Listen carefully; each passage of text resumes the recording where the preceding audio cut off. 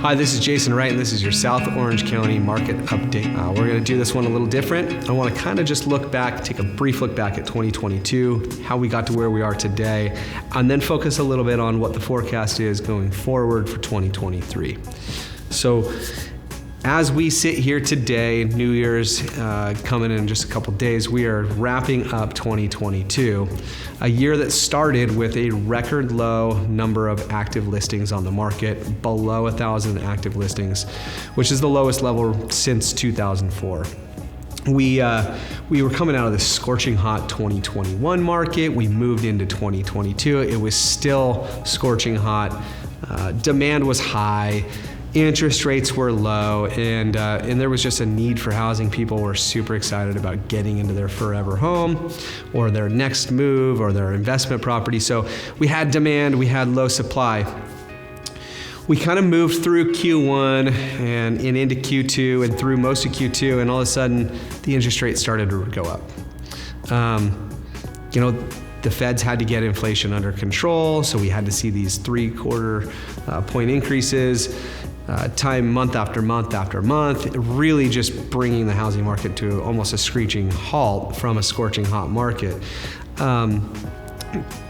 We saw that they want to be at 2% on inflation, on the CPI number. We're at 7.1% today, indicating that they have a ways to go before they hit their target inflation rate.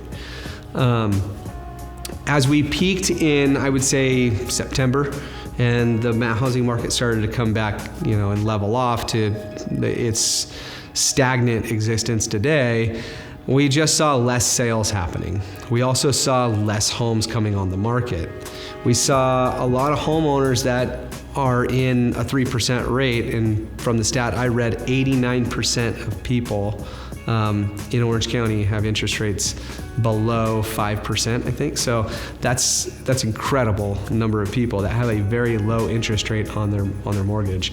So as we come out of this market where homeowners are sitting on a low interest rate, they're just not willing to trade in that low interest rate, test a market that's already volatile, and try to get their higher price. And that's a lot to hope for. So people are comfortable. They want to stay put in their house.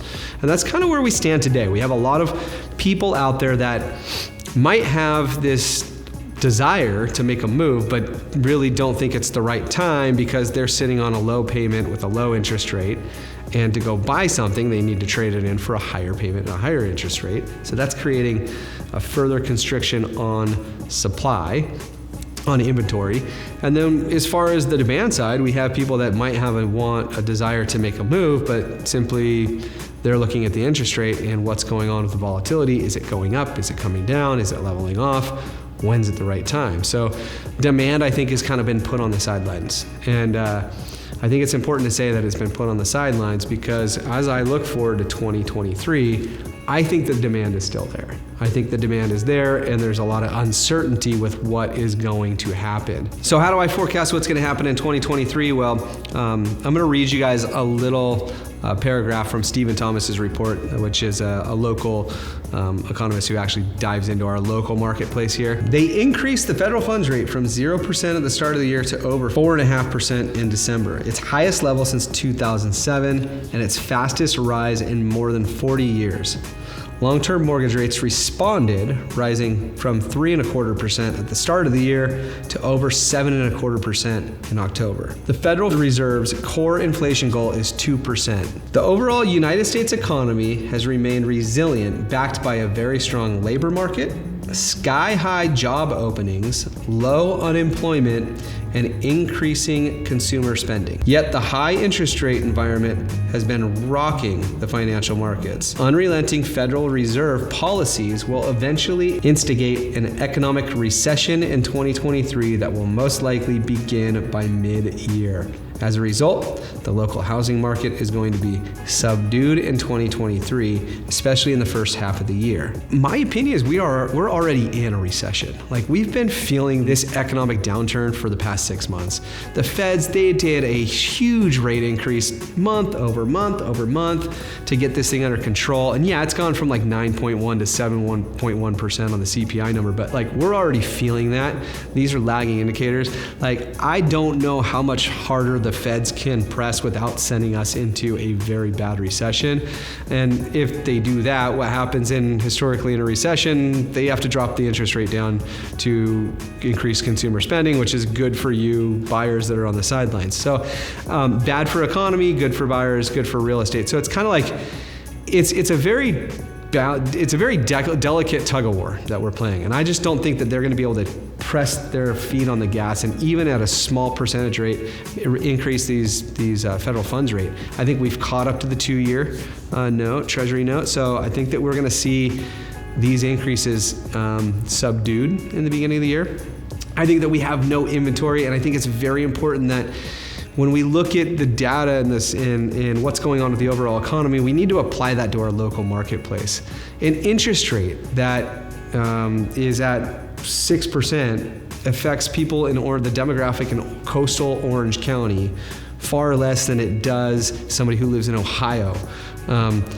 The labor market plays a huge impact on what's going to happen. If we have job openings that are cut in half and we see unemployment rise, consumer spending comes down, inflation's here to stay, then I think we kind of get to this situation where that's that balance of tug of war where home prices could come down with a weak labor market. We don't show that right now. So we have to watch the labor market. I think that when you look at the overall economy and you apply it to Orange County, I think there's more generational wealth in Orange County. There's higher income earners in Orange County, and there is no supply in coastal Orange County or in South Orange County for that matter. I don't think that we're going to have this huge decline in home prices in Orange County. My forecast would be that interest rates are temporary. They are going to come back down. I think we're going to end the year with interest rates right around 4 to 4.5%. I think that is a phenomenal historical rate.